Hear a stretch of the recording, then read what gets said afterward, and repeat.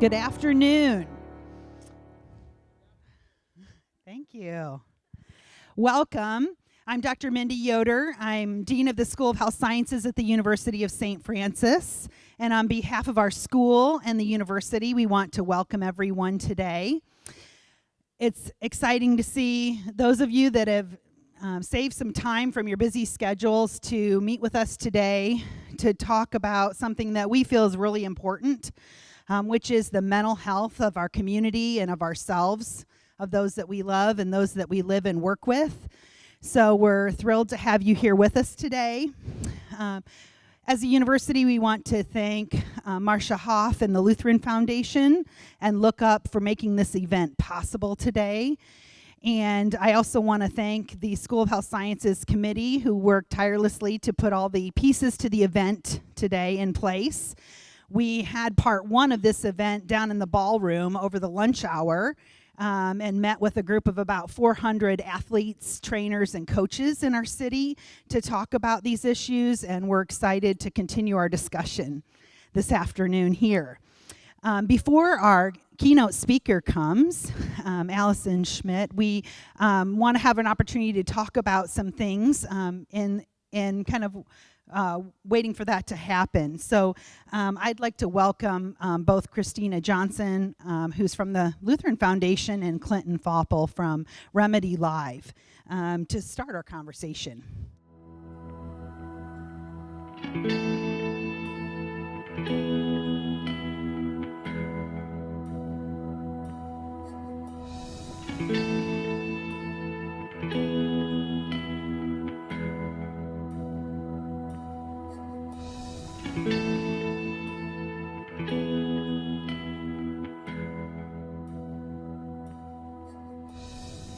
Mental, behavioral, and emotional health issues aren't rare.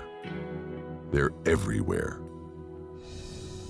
And throughout Northeast Indiana, people are suffering. These struggles can't always be seen. They don't look the way you'd expect, and they touch more lives than ever before.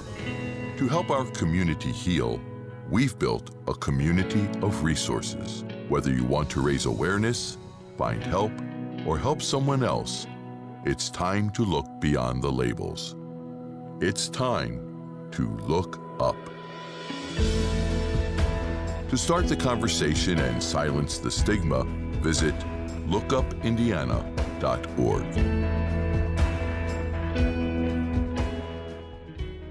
Well, Clinton and I want to thank you for sharing your time with us today. We're real excited about meeting a remarkable athlete here, as I'm sure you are as well. And truthfully, we want to also thank you for having a real discussion on mental health. I'm showing you this video because in 2013 to 2014, the Lutheran Foundation conducted a study throughout Northeast Indiana, which is 10 counties which are in our investment area. And we conducted this study to find out what's happening in the area of mental and behavioral health. And we found two basic things. First of all, people just didn't know where to go for help. When you're struggling with a mental health condition, where would you go for help? And secondly, that there's a stigma. There's a stigma out there associated with mental health that prevents people from reaching out for help. It's a barrier to care. And so we created this video, which is one of our Look Beyond the Label videos. There's also one like it for our students, for our youth, that's loaded onto our website. But this one is overall, it has adults as well as there's one youthful member in there. But the reason is we want to put a different face to all the mental health conditions. What does mental health look like? What does someone struggling with depression look like? And in this video, we chose to put a physician with the label of depression. And that's not by mistake.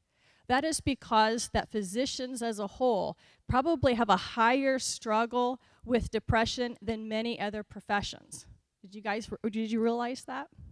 And we also put a pastor, the face of a pastor, on suicide, because like them, like us, we all are not exempt from that. We all can struggle from suicidal thoughts at times. And so we have different faces with different mental health conditions to try to combat the stigma associated with mental health. It is important to start the conversation to end this silence, and I want to welcome also Clinton here. He is with Remedy Live, and he is so important to us, and let me just share with you why. And we're going to talk a little bit about a website called lookupindiana.org coming up, and we have a text-to-chat component, which is where people can reach out for help with their cellular device or mobile unit, in other words, texting, and he's our partner for that. And also, he is making great strides at reaching youth through an event called the Get School Tour event, and I'm going to have him talk more about that and show you a little example of that.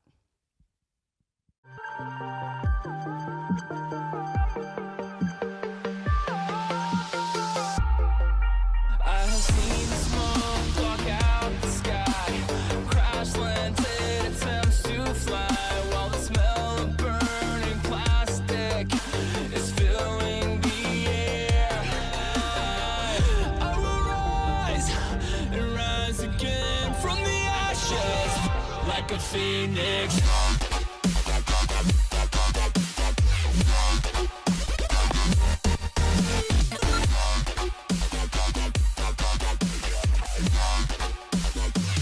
Like a phoenix.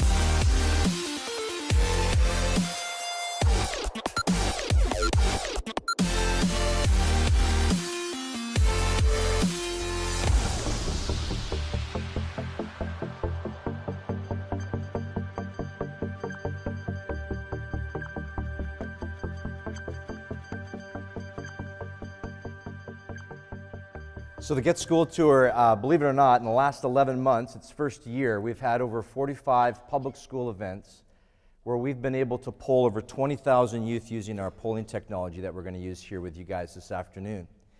And we've been able to help young people understand that they're not alone. Maybe that one in the back row of the auditorium who's answering the questions from their mobile device, but they're seeing that the percentages in the room are a lot higher than they'd expected. And we're trying to invest courage into them to talk to someone, a trusted adult, to a family member, to a guidance counselor, maybe one of our partners that we bring with us on these tours. It's one part live music, it's one part interactive video, or polling I should say, and then it's motivating video that allows these young people to see that, again, they're not alone, that their secret struggle when shared doesn't have to have the final say on their future. And we could not do this without the Lutheran Foundation, the partnership we have with them, with LookUp Indiana. And we're just so grateful that the Northeast Indiana corridor leads the charge here statewide with, again, over 45 school events in 11 months where public schools are partnering with getting their students help in regards to these issues. So we're grateful for the partnership. Okay, so at this time, I'm just going to give you a couple of mental health statistics as we get warmed up, but pull out your cellular device, your mobile devices, because we're asking for you to be interactive today. We're going to walk through the same polling technology that Remedy Live uses in these events. But first of all, I want to just kind of throw some statistics while you were all pulling out your devices. But did you know that 1 in 5 individuals struggles with a mental health condition in any given year? So count off your row. 1, 2, 3, 4, 5, you're it. 1, 2, 3, 4, 5, you're it. 1 in 5. And did you know that 1 out of every 2 will struggle with a mental health condition or a struggle in your lifetime? Okay, so we're going to hear more about a personal example from our keynote speaker later today, but we'll start off with the polling. Yeah, so text the word poll, as you see up on the screen. Text the word poll to the number 494949. And as a warm-up question, just to be able to get us started here, I want you to choose from the multiple choice options you see on the screen. After you text that word poll to 49494, you'll get an auto response that welcome you to the poll, and then just look up here at the screen and choose A, B, C, or D to correspond with who you are. Are you a student who's here because you heard about this incredible athlete named Allison who's going to share a little bit later? Are you a mental health care provider or professional? Are you just from the community and curious about what we're doing here at the University of St. Francis? Or maybe you're part of the other and you're lost. You thought this was going to be a rock concert. So glad you're here anyway. And we're just going to ask you questions over the next few minutes here that have to do with the issue of mental health. And these questions, I want to warn you, are questions that probably you've never been asked face to face. Or at least if you have been, maybe it's not been as direct. And I want to encourage you and ask you to be honest about it. I want you to give the person next to you some privacy. Don't be cheating off their answers. Type your own responses in. But do answer the question honestly, so that today as we look at the data, we can have an honest conversation about how we're doing even in this room as an indicator of how we're doing in our society right now.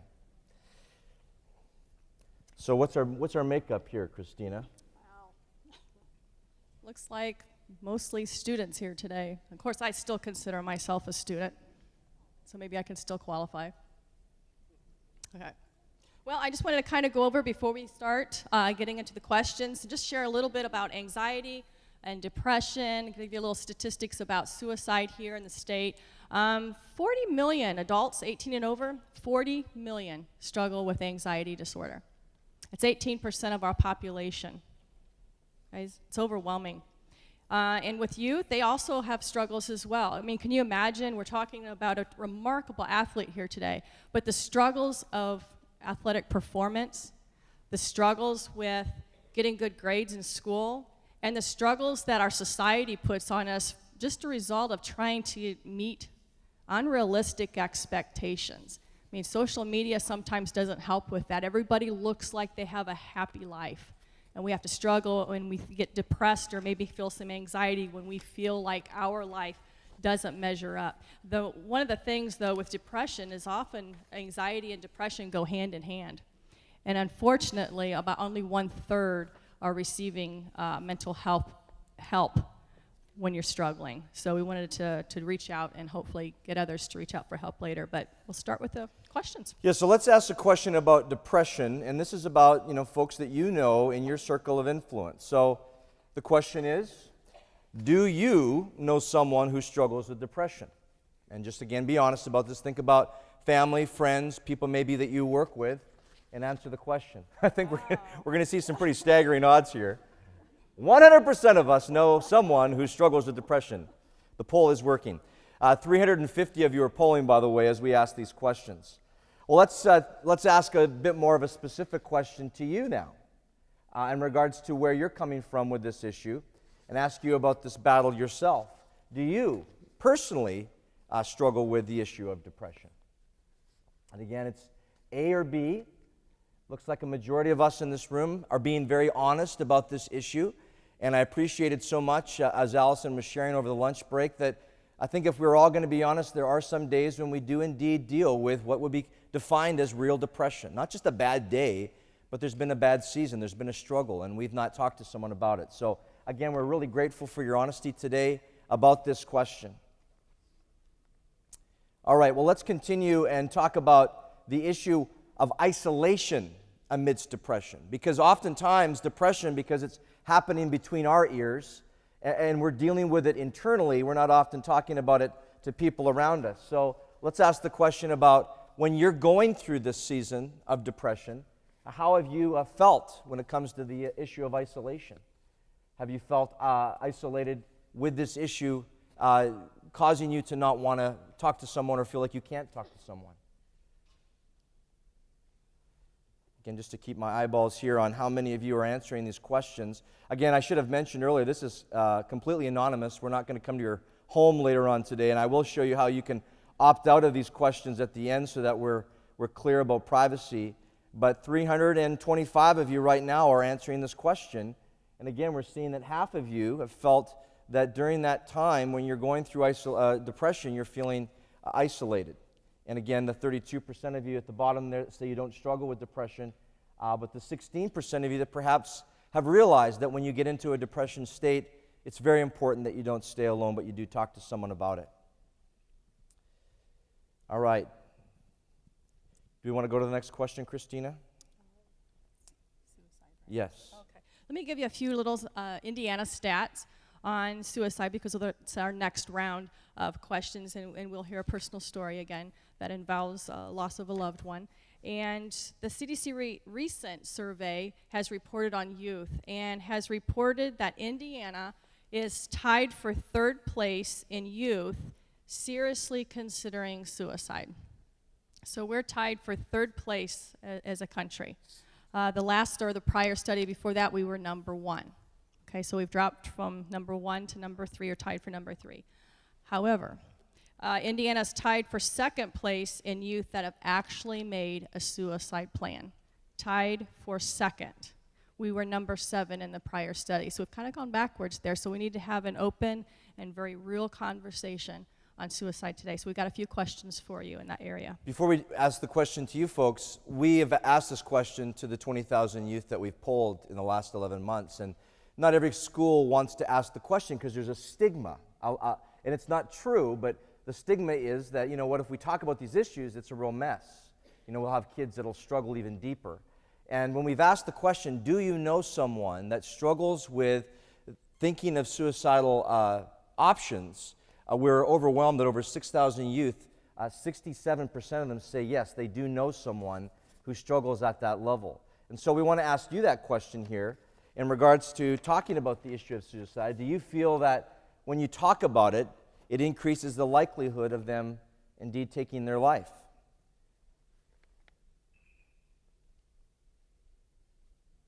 We know that for many, it's a tough issue. It's a very difficult subject if you're a parent to bring up with your child, especially if you see symptoms or concerns of them isolating themselves and pulling away from the family. And yet it's such an important thing that we realize today that it's a very important conversation to have with our kids, and a conversation that can happen at any time, not just when things are going through struggle, but when things even are going well. Well, let's ask the question a little bit more specifically to the people that you know then in your circle of influence. Do you know someone who struggles with suicidal thinking?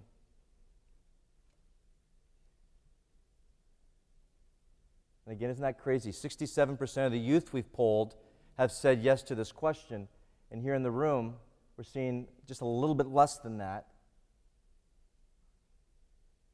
56% of you know someone who struggles with this issue. And so again today, my rally cry to you would be, first of all, thank you for being here. Second of all, now you're an ambassador of peace to that person, to go to them and involve yourself in the struggle with them, to tell them that you want to help them to walk through this and get them into a place or a system of care so that they can get the help that they so desperately need and deserve. Well, let's now get even more specific in regards to this question. Do you personally struggle with suicidal thinking? Again, in the youth that we've asked this question to, 26% say that they themselves struggle with suicidal thinking. And as we look at the stats coming into this room currently, it's a little bit lower than that and still yet significant. As we think of 360 of you answering the question right now, that's a lot of people that in this room, again, being very honest and candid with the technology that we have at our fingertips, but to give you the courage today to not let it just be something that happens digitally, but let it be something that happens face-to-face with someone that's here, someone in your system of care that you know you can talk to, that you trust about these issues indeed. Wow, sobering. Next thing we're going to talk about is, remember I mentioned that one of the 2 main things from the needs assessment was people didn't know where to go for help and that there was a stigma associated with that. But let's talk about where to go for help. So where would you go? Who would you reach out to for help if you had a mental health struggle? So let's ask a few questions on that. All right, so the question that we're asking is, have you ever spoken to someone about your mental health? Have you ever, again, moved from isolation and being, on your own to talking to someone, just anybody, about your mental health? And fantastic, a very good majority of you have. But I always point out, even though it's a small percentage by way of the ratio, it still represents a lot of human lives in this room. 9% of you say, no, I haven't. And then, again, 15% of you aware of yourself, aware of where you're at, and you feel that your mental health is fine currently. But 75% saying yes. And again, I applaud that. We got to remove the stigma. We've got to make this a conversation. I always use the example in the Get School Tour that it wasn't so many years ago that cancer was something you just didn't talk about. It was a taboo subject, and it would be whispered in the hallways of our churches and schools. Now, my goodness, everyone's talking about fighting cancer, researching cancer. We got football players with pink shoes. Everyone's talking about it. And we want to do the same thing about mental health, that it's a conversation that must happen, needs to happen, and will happen. And so we're grateful again for you guys being part of this here today. Well, let's go deeper down to that that question about about sharing about the struggle, and let's ask you if you've actually spoken to a professional, someone that maybe could help you with the next tier of this. That first tier might be a friend, it might be a family member, but this next tier is someone that can take you into care and get you the care that you deserve, the care that you need. Again, 56% of you, just over half, saying yes, I've talked to a professional about my mental health. But 26% of you say no, I struggle and yet I haven't done that. And if you did have cancer today and you knew that, but you did nothing about it, what would happen? And in the same way, we want to make sure that you understand that mental health is such an important part of who you are. Our health commissioner, Dr. Deb McMahon, who I don't know if she's here, but I'm a big fan of Deb's. You know, she talks about the brain being the supercomputer that runs our show. It runs everything that we do, and yet sometimes it can be struggling to be able to keep up. We need to have professionals in our life that can help us with these issues. And so we want to encourage you folks that are saying no, that you'd indeed check someone out to be able to have that dialogue with. And again, 19% of you saying that your mental health is fine. All right, well, let's go to the next question. Do you feel you know where to turn if you were struggling with your mental health? Like, are you aware? We've learned that maybe some know that they have a struggle, but do they know where to go once they diagnose or once they understand that they have a problem? And so it looks like most of you in this room are aware, and of course, we've done as best a job as we can today as talking about the lookupindiana.org website and the text-to-chat initiative that you'll hear a little bit more about here. But 11% of you, again, I don't know what to do. I don't know where to go. And we're going to make sure that by the time you leave here today, you're aware that there's a system of care all around us. There are people that love you, care for you, and want to help you. And we're in this together. We are a community. And I want to just very clearly say that I travel literally the country on this issue, and we are leading the charge here in Allen County. We want to make sure that no one goes without knowing about the next step of care if indeed they're struggling. All right, well, that's all of our questions, Christine. I'm going to end the poll now, and that's going to give you all an auto response to your device that gives you some indicators to how you can opt out of the poll if you wish by just simply typing the word stop into your phone where you were doing the A, B, C, or D. You can type the word stop, but if you want to stay opted in, there'll be some other things that we'll be doing here this afternoon. Okay, one last thing, and then we will bring out our keynote speaker. But we wanted to talk to you about, some of you mentioned not knowing where you can turn to help. So I just want to briefly introduce you to LookUpIndiana.org, which is a website, again, it's an initiative from the Lutheran Foundation, and it is currently for our Northeast Indiana region. And the things that can be found, or the items that, information that can be found on LookUp are containing educational resources in mental and behavioral health. So if someone were looking for more information on any mental health condition, let's say depression or anxiety or even suicide, it can be found on lookupindiana.org. There's also 2 crisis components. Again, there's a text-to-chat, which is through Remedy Live. They are our partner for that. It also can text LookUp to 494949, and you wouldn't have to go through the website to connect with that. We also have an 800 number. That's a partnership with Parkview Behavioral Health. That's their 800 number. And both of these components are 24/7, 365 days a year. The other thing we have is those videos that I showed briefly moments ago. We also showed the student one earlier today, but both can be found on lookupindiana.org. Also, we connect you to providers. We have a provider listing, so you could put in your zip code, city, county, whatever the case may be, and can find providers closest to you. It also can have a deeper filter, so if you're looking for, let's say, help with a substance use struggle, you could find mental health providers that offer that particular specialization. So LookUp is available, again, with all those components, and we're here to reach all levels of the community. We have a student page, we have a blog, we have events calendar. It's all available on lookupindiana.org. One last thing, we would like for you to be able to participate in the questions that are going to Allison. So if you would like to participate, if you have a question for her, now's the time. Again, you're going to need your cellular device, and you'll just text the word question to 494949. And then Clinton will be gathering those questions, and then we can make some of those available when she is speaking. And I think now what we have left is going to introduce you to a real remarkable woman. I'm going to introduce you to Marcia Hoff, and she is the CEO of the Lutheran Foundation and is really that inspirational, motivational person behind everything that the Lutheran Foundation has done in the area, especially in the area of mental and behavioral health. So welcome, please help me welcome Marcia Hoff.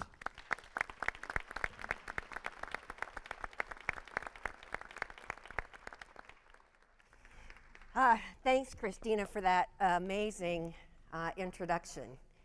I'm thankful and I'm blessed that I get to lead an organization such as the Lutheran Foundation with a focus on mental and behavioral health and wellness.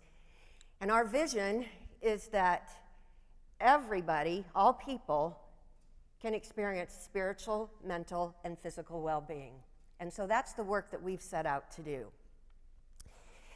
I want to introduce you to Allison Schmitt, excuse me, a 2013 graduate of the University of Georgia who has participated in 3 Olympic Games. Most recently, she brought home gold and silver medals from the Rio Games in 2016.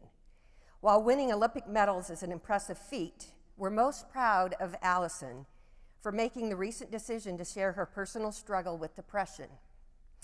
Since the suicide of her cousin, Allison has become passionate about sharing her personal story, with her hopes of helping those who are struggling with mental health. It's my privilege to welcome Allison to our event today.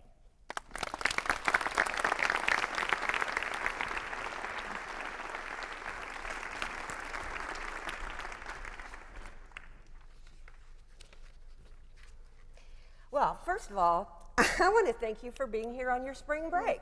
So we were talking and we're like, wow, do you get to stay in Fort Wayne for very long? No. Came in last night, going home tonight. So Spring break 2017. Yeah, Fort Wayne. Okay, here we go. Well, but we're happy you're doing that. Thank you. I'm happy to be here. So I want to start out, let's go back. So you're one of how many children? 5. I'm the middle child of 5. Middle child. So go down with me. Girl? Girl, boy, me, girl, girl. Okay. 1 boy. 1 boy. Wow. All athletes? Yes. We were all athletes at some point in our lives. My sister did not compete in college. She went on she's a National Merit Scholar, went on to law school. My brother swam through his junior year in college. I swam 4 years in college, and my little sisters both played ice hockey at Ohio State University. Ohio State University. That's a big deal here in Indiana. We kind of don't say that O word very much. Oh, and Michigan too. I'm from right outside Ann Arbor, but yeah. I mean, I still support them. Well, you got to support your sisters, right? And ice hockey, wow. Wow. Okay, so how did you begin swimming? Because it's a non-cut sport. Yeah? Swimming, soccer was my #1 sport. I thought I was going to be the next Mia Hamm. I loved soccer, but I was also the kid that did everything. I wanted to do every sport, and my older sister swam. She was terrified of contact sports with balls, so she swam. I started swimming because of her, and then when I didn't make the soccer team I wanted to make, I decided, I was splitting time at that time between soccer and swimming, and so I continued to just swim and go to practice every day rather than half the time. Okay, so give up soccer, go to swimming. And then, so where along the line did you figure out that you were really pretty good at this? Or somebody else saw that you were really pretty good at this? When I made the Olympic team. Yeah? Oh, that'd be it, right? But I was never really the kid that was like, oh, I want to go to the Olympics, I want to go do this.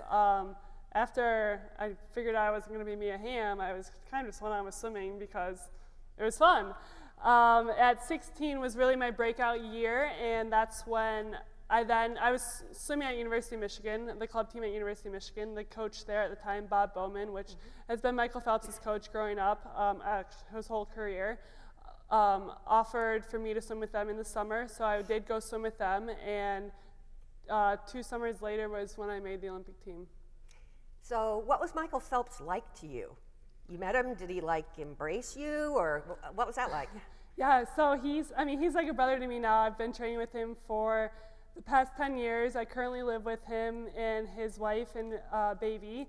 So they're family to me, and he definitely took me under his wing since the very first day, taught me the ropes, really showed me the way in the sport. And now, ever since, he's the one that helped me come out and speak about depression, and we've really helped each other get through those tough times and help each other out and be there for each other and support each other during those tough times. And we both speak out on depression and mental health, and we both realize how important it is. So we were talking right before we came out, and so I said, wow, Michael Phelps was in Fort Wayne like a couple weeks ago, Master Spas, and you said you got off the airport and here's this picture of Michael Phelps, right? Yeah, I definitely Snapchatted that. I said, I found you in Fort Wayne. Yeah, so see, we welcome you. And then, so you also shared something with me that I thought was really funny, kind of. So Michael brought back some baseball stuff, right? Yes. What happened to some of that stuff? Who did he bring it for? Boomer. Boomer. His baby Boomer, yeah, who was 10 months yesterday. And the dog got a hold of one of the baseballs. Found that the other day when it was a little torn up, but the whole family loves it. Okay, yep, there you go. Another Fort Wayne memory, right? So you have been swimming, or you had been swimming 17 years. That's a long time to swim. I don't think anyone has said that to me. Well, I'm so sorry. I still want to pretend I'm 17 years old. You said you started as a little kid, right? Yes. So that's okay. And you grew up where? In Canton, Michigan. Canton, Michigan. Okay, so you're kind of like this typical family, right? But it sounds like sports everywhere. Were you into music at all, anybody? Oh, yes, that was a very big part of our lives. We played piano from 2nd grade to senior year of high school. I was not very good. I wasn't very good either. Yeah, I don't have that talent, unfortunately, but yes, my parents really made sure that we knew how to play the piano. So busy all the time, going here and there. Yes. Very supportive family, would you say? Very supportive, and I think my parents really racked up those miles in their car. Thank God they worked for Ford. Oh, even better, even Yes. better. So as we think back to, you know, here you are, you're this beautiful young woman, you're a really talented swimmer, you know, you get noticed by Michael Phelps, you get noticed by the coaches, and then you go to London, you win all these great things, and then what happened?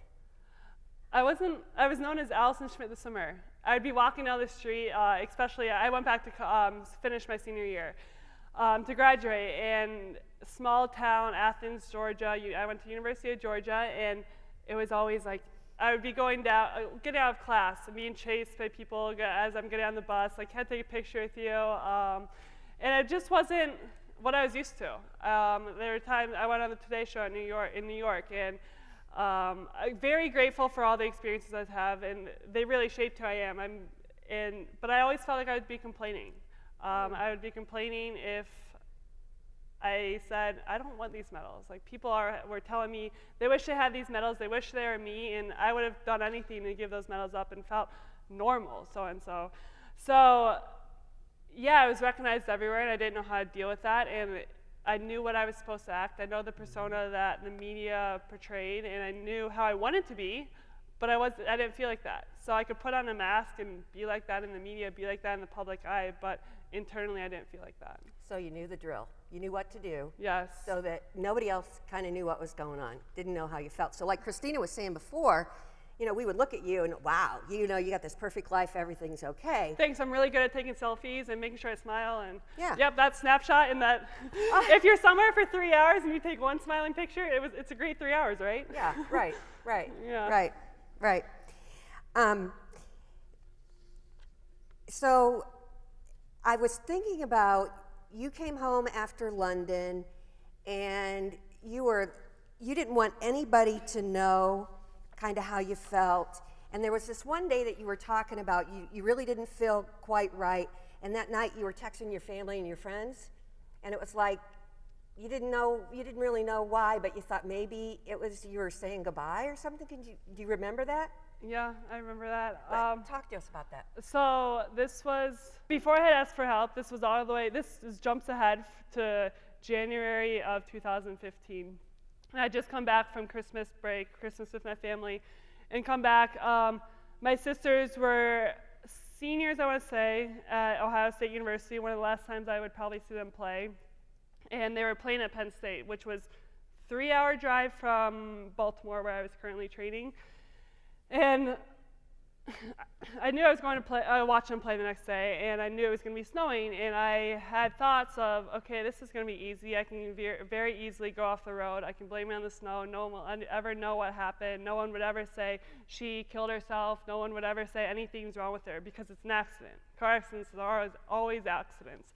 And so I thought of that to myself, and I remember tossing and turning every night, and I would be thinking of this, and I remember crying that night and before leaving, and texting some of my friends and being like, hey, just let you know, like, I love you, and I did want to see them play. I was so excited to watch them play. I made it there, and when I came back, I remember crying the whole way back with my hands on the wheel and shaking. I was scared. I was scared I was going to do something. I didn't want to do something. I was very happy to go to the game. I was very happy to see my sisters play, but I just didn't feel right. And there was something inside of me that I was scared that I was going to do something to end my life, and I didn't know how to deal with that. So, like, did you know something wasn't quite right, or you felt uneasy, or you felt anxious, or it just didn't feel right? I didn't feel a purpose. I didn't feel like I was making a difference in anything. I could be gone, and who cares? Yeah, they'd be sad for my funeral, but whatever. It goes on. Life goes on. And to me, it was hard to grasp that. There are people out there that love you, no matter if they say it to you every day, no matter if they show it to you every day. There are many people out there, people that you probably don't even know, that care about you and love you and want to see you do well in life, but it's not vocalized, and especially when you're in that state, you don't notice even your closest friends or closest family members, the love that they show you, because you're so down on yourself and so hard on yourself that you just don't see a purpose in their life. So I was just looking at a note, and I'm going to read it so that I get it right. So the same perfectionism, work ethic, and craving for structure that drives elite athletes to great heights can leave them aimless and perilously hollowed out. Is that how you felt? I guess so. I don't want to put words in your mouth. But, I guess for me, I know, we watch the Olympics, and we see all these athletes, and they seem like they're these top-notch, and you guys are these well-oiled machines all the time. And so what we have to remember is you're normal people too, right? Thank you're you. Just as normal as I can be. Oh yeah, and me too, right? But I think oftentimes we put people on pedestals. Yes, I think that, there's people you see on TV, whether you're an athlete, whether you're a movie star or an actress. You're on TV, and society, for some reason, has been built to look at those people and say, whoa, they're the greatest, they're better than me. And in reality, they're human beings. They're just like every person out there. But their life is being projected on the big screen. So yeah, I felt I had the success, and yes, I was being noticed. Yes, people would walk by and say, there's Allison Schmitt, and yes, I'd be asked for a lot of pictures. But to me, I wasn't Allison Schmitt, the gold medalist. I wasn't Allison Schmitt, the Olympian. I was still Allison Schmitt. I didn't change just because I have extra medals that just go under my bed and get dusty. It doesn't mean anything changes. I'm still the exact same person. So it was hard for me to comprehend that, because I had seen how the outside world had perceived me before and after that time in my life, where to me going to the Olympics was, it's a great accomplishment, but it was just another stepping stone, another meet for me to compete at. And I love competing, and that's a hobby of mine. Studies on depression in elite and college athletes don't necessarily show a higher prevalence than in the general population, but evidence has emerged that athletes as a group are more reluctant to seek advice or treatment.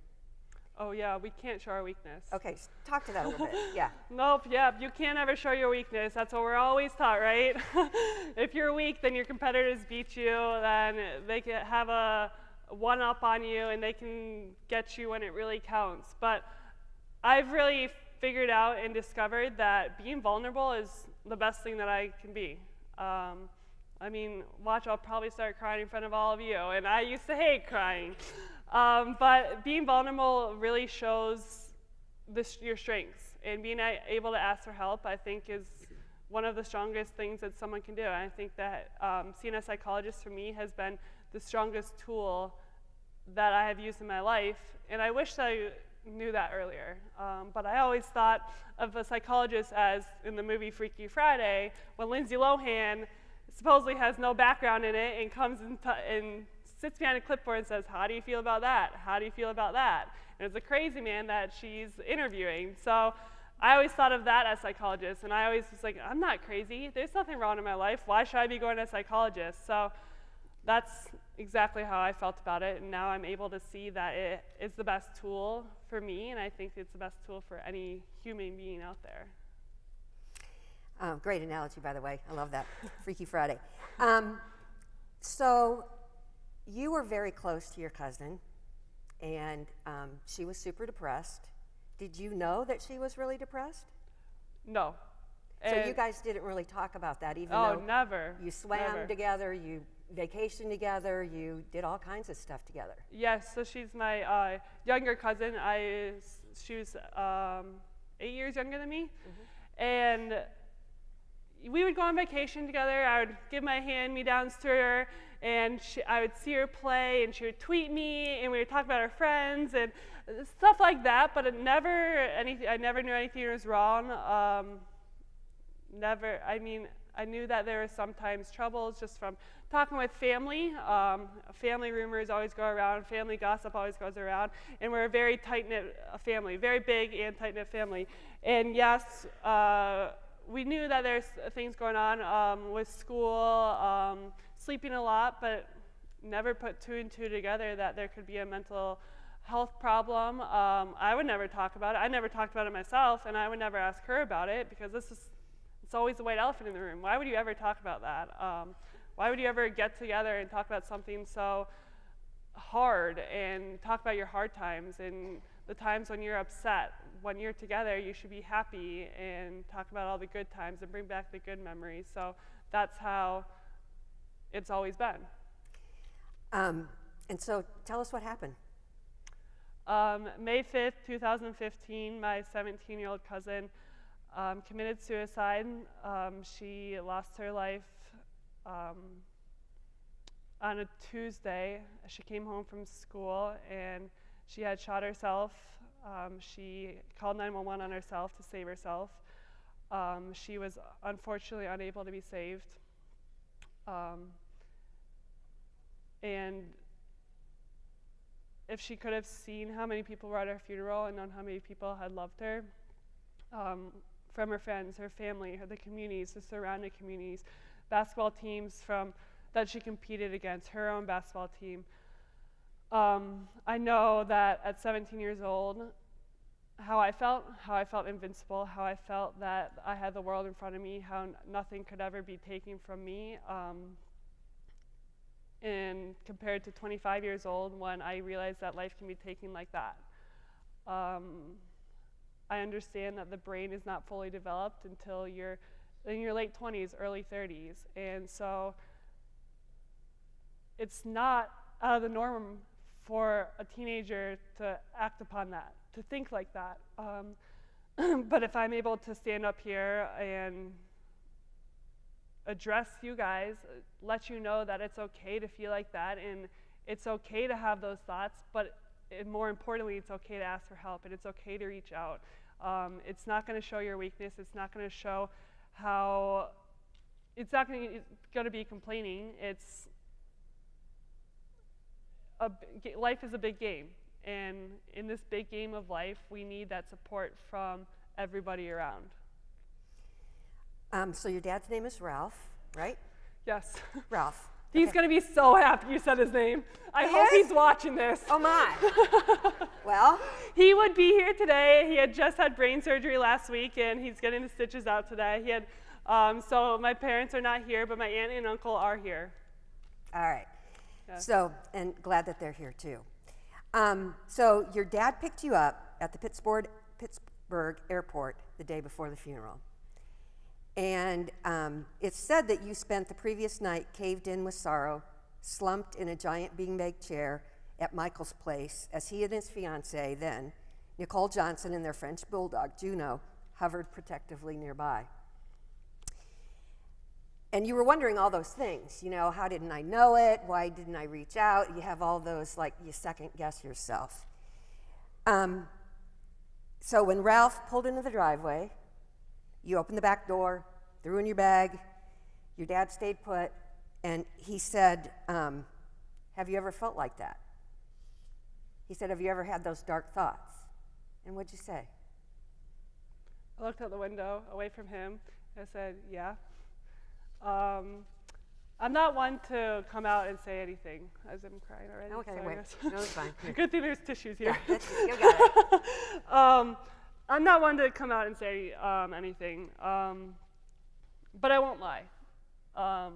And he asked me, and as much as I did not want to say yes, as much as I did not want to admit to it, I did. I was scared to say yes. I didn't know what his reaction was going to be, and we sat there in the next 20 minutes talking. I didn't look at him once. I looked out the window the whole entire time. I left my seatbelt on the whole time. In the back seat we were parked, opened the door was open, and he stayed in the passenger seat. I was in the back seat on the right, and we talked about it the whole entire time. And I think he was looking at me from the rearview mirror, but I still just didn't look at him because I was embarrassed and I was ashamed, and I was ashamed that I had ever thought that. I knew that it was going to be more scary for him to hear that, to know that he's not in control of that. But at the same time, I understood that it was something that I need to share, and that him being older than me, having a lot more resources than me and a lot more wisdom, he can find those resources to help me. And you know, you said it was hard for you. It had to be really hard for him too. Oh my gosh, yeah, I can't imagine what it was like for him. And I can't speak on that, what it was like for him, but I can speak on when people do come up to me after I have speeches and say things to me. I think it's very brave of people to come up and give me their feedback and tell me about their story, and it shows the impact that me speaking out, me sitting here and speaking out to you guys has, which makes me very grateful and makes me not think that I'm up here just complaining or telling my story, and it's an impactful and meaningful story that you guys can relate to. And I hope that being a 26-year-old, having those thoughts, being an athlete, having a normal lifestyle like all of you guys can relate to me in some aspect. So even after you sat in that car, you had your seat buckled for 15 or 20 minutes or whatever, and your dad said it scared him. What I read, you said something like, I'm fine. I'm fine. Mm-hmm. No, I'm fine. The famous words. Yeah. So you were Yeah. trying to, and he said, how do you know you're fine? Yeah, I probably got mad too. Yeah. When he said that. I was always very, very easily irritated. And I never wanted people to help me. I always would, I'd love to help other people, but I never wanted people to help me. And I don't know exactly. I probably wasn't fine at the time. I had stopped going to see a psychologist, and I thought I was fine. I thought I was back to normal. But I had told my aunt and uncle later about myself and about my experience, and I promised them that I would go back to see a psychologist. And as much as I didn't want to go back and go see a psychologist, I did go back. And after the 6th time of going back was the first time that I was able to relax and sit on the couch like a normal person and have a conversation and really embrace the fact that this person's helping me rather than just going there and hiding behind a clipboard or not really opening up. So I want to go back to April for a minute. She was an athlete too, wasn't she? Mm-hmm. A really good one. Yes, very good. She was had just come back from a recruiting trip at Penn State the weekend before. So again, we can't look at somebody and know what they think or how they feel. Yeah, very, very beautiful girl. Was going to prom that next week. Had ordered a prom dress. She was very tall and beautiful. She had a prom dress long enough.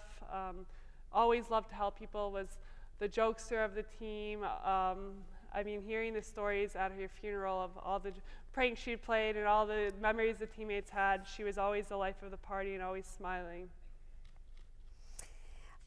So let's take a minute and talk about how all of those life experiences changed who you are today, and why. You said earlier you don't like to public speak, but you're doing just fine. Excuse me. Thank you. And so, why are you doing all this? What's the reason behind it? I'm glad that you're standing up, and I'm glad that you're saying, you know, it's okay. But what's your message out here to everybody? It's okay to not be okay, and it's okay to ask for help.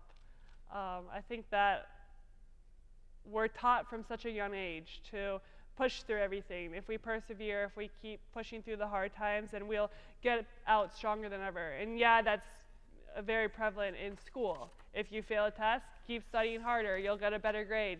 If you don't fail to get a qualifying time, or if you fail to score a goal, keep trying harder, keep practicing harder, listen to those coaches. You'll get better, you'll score that goal, you'll get that time standard that you're looking for. But in the scheme of life, life is a much bigger game than that. And it's okay to ask for help. It's okay to be vulnerable, and you're not going to get through life alone. So please reach out to those closest to you. Reach out to a friend, family, teammate, peer, teacher, counselor, anyone out there that you can trust and reach out to. I really encourage you guys to ask for help. I saw a quote, and I was trying to find it. I can't get it exactly now, but I know that your aunt and uncle said that they want to break down stigma brick by brick. And they also made a comment to you, I believe, when you started saying that you wanted to speak out about this, that April already saved one person. She saved you. And so talk to us a little bit about how the importance of you talking out to save another person. That I don't know if I ever would have spoken out if it wasn't for April. So I do truly believe that she did save me, and I know that she has saved many other lives since she has been gone, and I know that she will continue to save lives. And if I can be that spokesperson for her here on earth, I will gladly do it. I'll do it no matter if I love public speaking or not. But to be able to share that story and to be able to share some of her story, hopefully save one life out there, 2 lives, 100 lives, 1 million lives out there. If we can save one life, one family from going through what her family went through, what her community went through, what her school went through, that is a huge step in the right direction. You know, I'm going to ask you, I don't want you to tell me about your personal experience, but you know, oftentimes we think that going to see a psychologist is great. Did you hit it on the first time? Oh, no. How many times? It took me, it took me until probably like July-ish. So I started in January. I stopped for 3 months, and then it took me again. I started again in May until July, so 3 more months that I finally was comfortable. That I finally wasn't, I remember, so there were 2 chairs and a couch, and the psychologist was sitting there, and she's like, she brought me in, she said, where do you sit, wherever. And I sit in the first chair, and I like cross my arms and legs, and I hunch over. And I go, I have my wallet and my keys and my phone, and I have them all in my lap. It took me about 3 more times to finally put my key and my wallet on the chair next to me, and finally like sit like the normal person, sitting up straight. And then eventually, another 2 to 3 times that I went to the couch. I sat on the couch. And then by the 3 months later, I was able to, this part is kind of embarrassing. I feel like a 3-year-old when I talk about this. But I sat on the couch. She gave me a clipboard. Need a prop? Yes. Okay, and got I it. I sat there on the couch like this. So she was on the and I hid myself behind her face and just answered her questions. And sometimes I wouldn't be listening. I would tell her when I wasn't listening. And she'd ask me a question and get really silent, and I'd like peek over and say, I wasn't listening, and then go back. So I felt really young. But it was just my coping mechanism, and I eventually got really comfortable with her, and now I'm able to talk with her and speak freely, and it has really helped me get to where I am today. So I guess another message is seek help, and seek help often, because you might not get it right at the first time. Right? Yes, yes. And do it till it works for you. Yes, and that could mean changing psychologists, or it could mean getting comfortable with the one you currently have. And so this is where I was going to lead to also. So a great seeing a psychologist, sometimes we need medicine. So, we talk about mental illness is a brain disease. And so sometimes we need medication to help us with that, and that's okay. And so we want people to know that it's okay if somebody prescribes it, but it's really up to you, right? Yeah, I think it's a very personal decision, and I was asked by one of the doctors I went if I wanted medicine, and I immediately was like, no, I don't want that. I don't take any medicine. I don't even take ibuprofen. I think that as an athlete, I get drug tested all the time. I'm sure other athletes in here get drug tested. And I don't want to put something in my body that could potentially give me a failed drug test. I don't know what's in that. I also don't want to put something in my body that I don't need. So I immediately said, no, I don't want this. And they said, okay, we're going to start with therapy sessions. And if you need more than that, we'll reevaluate. For me personally, therapy is what I needed. And if it gets worse, if I cannot continue to cope with it, then I will have to reconsider and go back to the doctor and maybe take some medicine. But I currently am not on medicine, but I know it's different in every case, different levels of mental illnesses, and depending on the person, there's different treatments. So what were some of the things that you've been taught to help when you feel anxious or depressed? Take a deep breath and realize that it's not the end of the world. One of the stories that I really realized after talking to my psychologist and seeing the different coping mechanisms, I knew that if one little thing happened, it just rainfalled for the rest of the day. And I look back to when I had orange Gatorade. I only liked yellow and red Gatorades. And it sounds so silly and so simple. And I said, I had the orange Gatorade, and I went in the lane to practice, and I was like, I am a terrible swimmer. Why am I even here? And then I went on to a terrible person, and it was all over a little orange Gatorade. Like, why would that matter? Why would the color of a sports drink matter, rather than say I'm a terrible person? It had nothing to do with me. It just had to deal with the little rainfall effect of the simple Gatorade. So I'm able to now really realize that I'm not a terrible person, I'm not a terrible swimmer just because I have the wrong color Gatorade, and stop it there rather than have it rainfall for the rest of my day. And ditch the orange Gatorade, right? Yes, no more. Yeah, no more. No, I don't cry when I have orange Gatorade anymore. Gotten over it. I want to go back now to your family. So your mom and dad, you have this great supportive family. But yet you were living on your own, so you kind of had to sort this out, didn't you? I had to admit to it. I didn't sort it out myself. Like I said, life is a big game. I've had great support system from my friends, my family, my teammates, my coaches, the community. But yes, since I graduated high school, I have been living on my own. I went to University of Georgia and then trained in Baltimore. I currently live in Arizona. Going to school, trained there, and now I'm going to school there. So it was easy. It was a lot easier for me to turn off my phone, to ignore calls, to ignore text messages, to really hide myself rather than letting those close to me know how I feel. There were even times when my best friends were in college with me, rooming with me, and I would drive to the front of the house, because I never parked in the front of the house, always in the back. And I'd drive down a little bit down the street so they wouldn't see my car, and I would come back into the house and I'd sit in this corner of my closet crying. And they would think I was off doing something fun, and oh, she's fine, like she's not gonna hang out with us. And I'd wait for them to leave every time, and that was just so I didn't have to go do things with them, so I could go back in my bed and sleep, or I'd close my door and lock my door and sleep. And I didn't see anything wrong with that. I internalized it all, and yeah, I can see now that there's something wrong with that, but at the time, that's what I wanted to do, and that's what I felt like I needed to do to get through the days. So did some of your friends finally catch on? Oh yeah, they did, but then I would push them away. Oh. I'd be like, no, I'm fine, I'm good. And if they got like too close to me, I would start being irritated, or I don't like to say I'm a mean person at all, but I feel like there are probably some things that I would say or do that were, I didn't like myself. I didn't like myself during those times, and so I was always like, why would anyone else like me? Like, why would I even go hang out with someone? They're not even gonna like me, I don't even like myself. And so that was hard to deal with. All right. Hey, Clinton.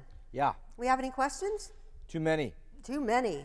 But I'm trying to put them into some themes. All right. I think we have some athletes in the crowd, and they're trying to figure out how you self-diagnose between having a bad hair day and significant depression. And I think I always have a bad hair day, so don't worry, guys. It's always frizzy. It's always big out to Jupiter. But Allison, how do you self-diagnose that this is something I need to get help with versus just having bad days? There's always going to be bad days, and there's going to be good days. I still currently go through bad days and good days. But the message isn't diagnosing yourself. The message is it's okay to not be okay, and it's okay to ask for help. So in that aspect, on those bad days, reach out.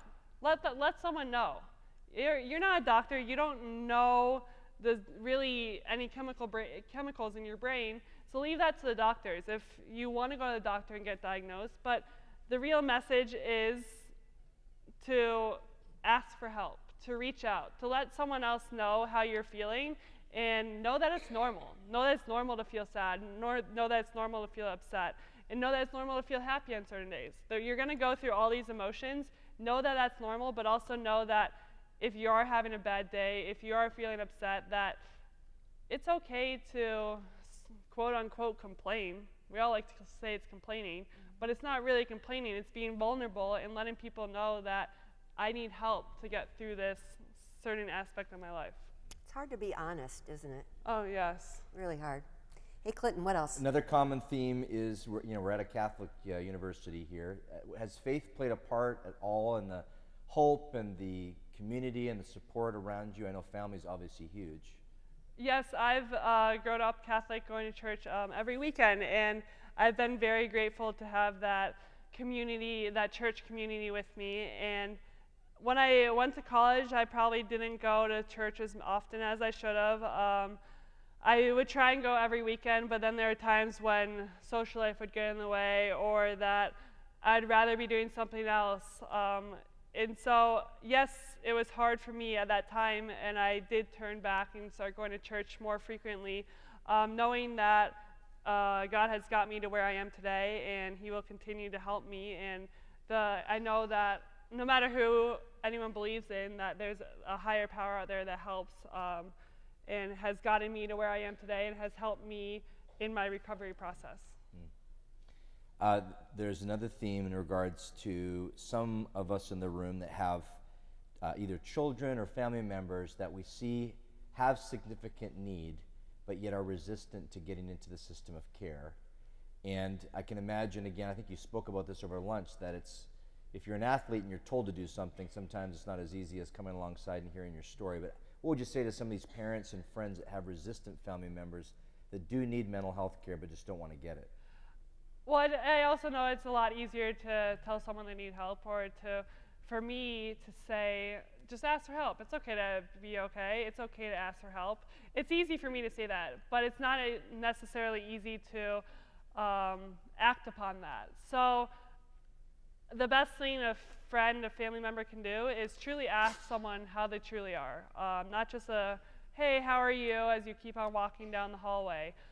Really ask them how they are, and listen to their story, and listen to what they say, rather than just thinking about what you're going to have for dinner, or the next place you have to drive, or picking up your kids, or the next test you have.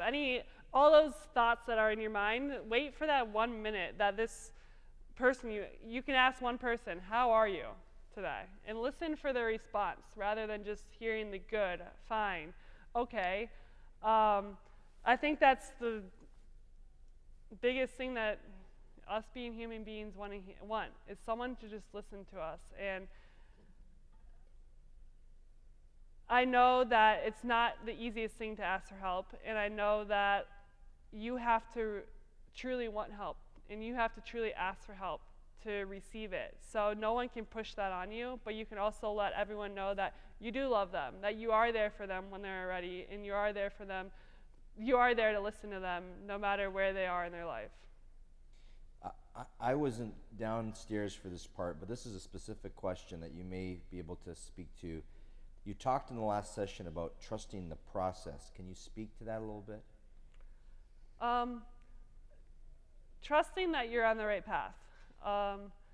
You can say it in athletics, knowing that your coach has that experience. Your coach has probably been an athlete before you, and has had many years of coaching before they get to you.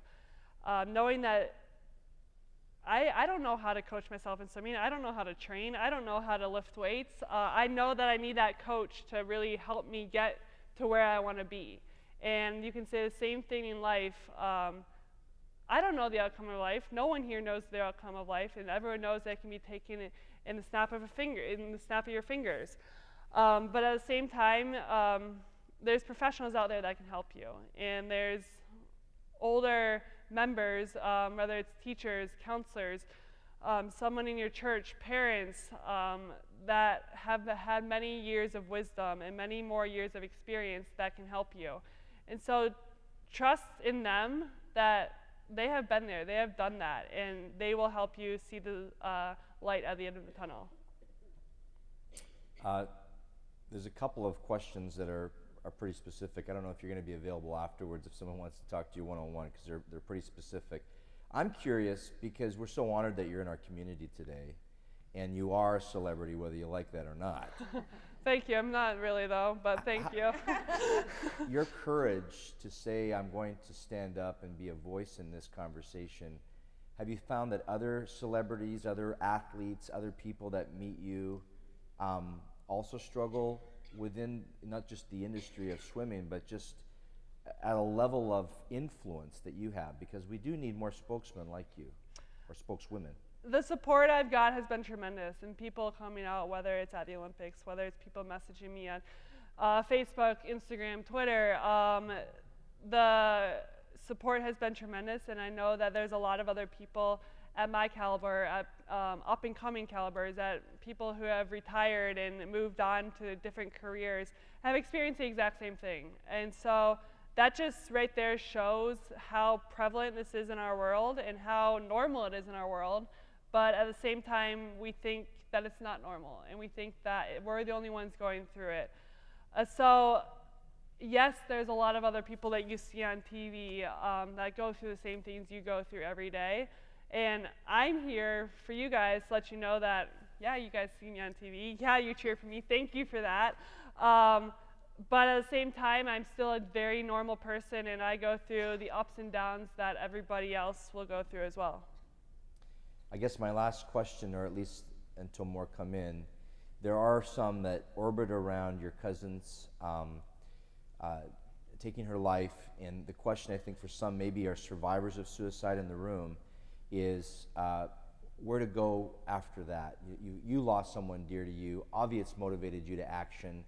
Can you give us some encouragement as to what we should do if we've lost a loved one to suicide? Not have this stigma.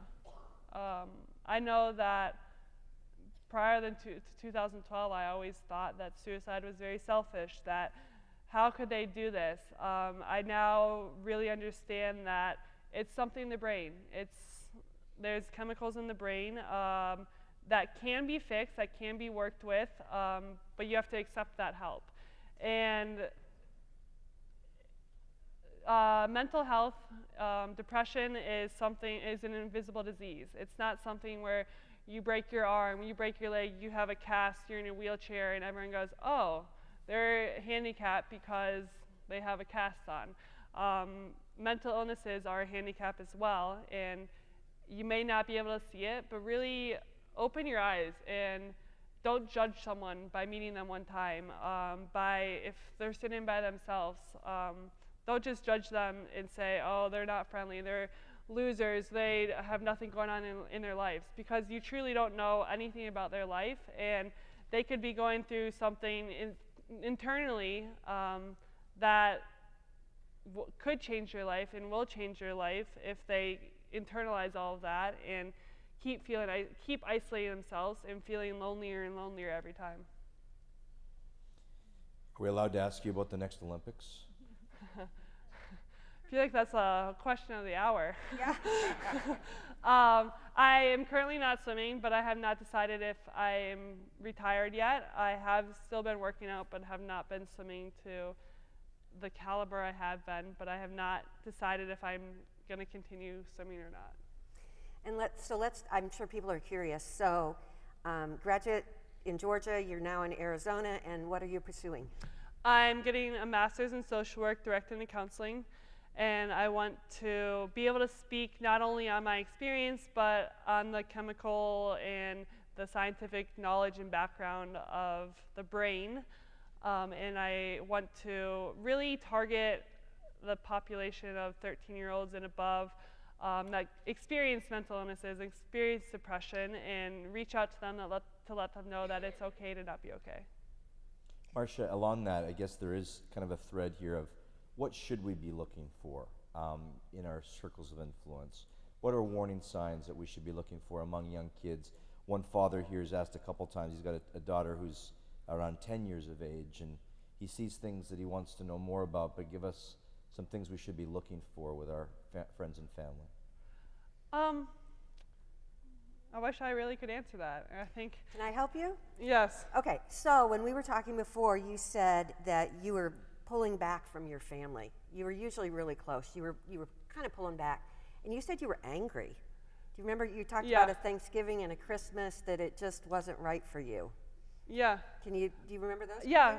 I mean, it's hard to say. It's hard to say that because once you do lose someone to a mental illness, you can look back and say, this, and this. These are warning signs. But the true, I guess, message I would like to share with you guys is to be there, to let them know that you're there, to let them know that they're loved. Because people are going to get angry. I know for me, I was more irritated than I normally was, but I don't know if other outside people would have noticed that. Looking back, they probably could, but at the time they didn't. They're probably just saying, oh, she's in a bad mood. Oh, here she goes again. She's probably hangry. So at those times, you don't realize it. You can always look back and see it, but really just stay in the present. Don't look back and say, oh, this, and this could have changed. Don't look in the future, but really live and be in the present and let them know that you're there for them to talk to, that you do love them, and that if they want to talk to you, if they want to talk to someone else, you'll have that resource and help them out.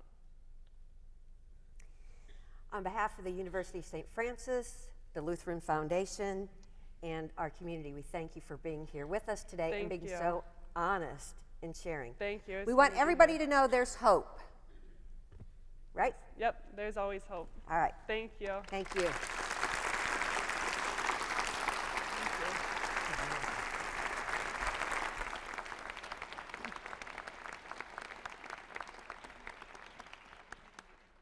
So I just want to take a couple of minutes now and invite Christina Johnson back up to the stage. Christina?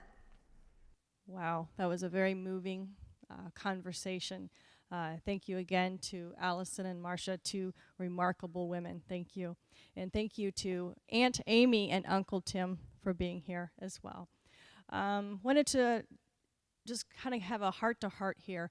A lot of moving things have been spoken here today, and some of you may be moved to the point where you would like to talk to someone today.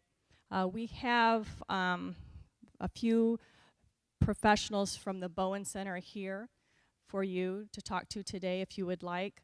If you are interested in that, we want to maintain your confidentiality. So all you would need to do is, again, pick up your cellular device and text the word TALK to 494949, and you will be given special instructions and where you can go in this building to talk with a few members, few professionals from the Bowen Center here today.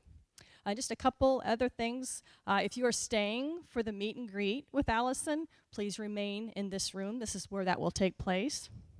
Also, we have a committee that has been working hard for the last year on putting this event together for you today, and they would very much like your feedback. So they're going to be sending or emailing you a link, and it's the same email that you registered for the event today. And we would appreciate you just taking a moment to fill out that survey or that evaluation. They would really much like your input to help them better plan for next year's event. One of the last things here, again, is if you've taken a photo with Allison or the event today and you plan on posting that on social media, we would just ask that you put hashtag LookUp Indiana, and that allows us to find all those photos that were of this event. And then the last thing is, again, thank you to University of St. Francis and to all the sponsors, again, to Allison and her family that are here today, for all of you to come out, to Clinton and his team of folks that have helped with all the technology today. And we do ask you to please start the conversation to silence the stigma. Thank you for sharing this day with us.